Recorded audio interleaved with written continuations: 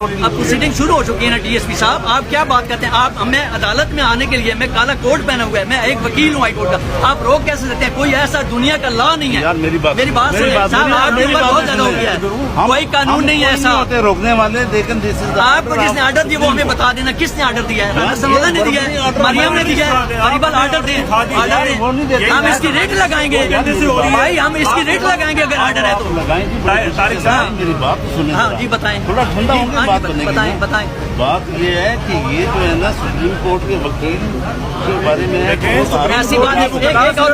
ایک بات سنیں ڈپٹی صاحب، میری ایک بات سنیں یا ایک بات صاحب، ایک بات میں آپ کو مثال دے رہا ہوں. ڈپٹی صاحب، آپ کو تھانے میں نہ جانا دیا جائے، آپ یونیفارم میں ہو، ایک سپاہی آپ کو تھانے کے گیٹ پہ روک لے، کیا کرو گے؟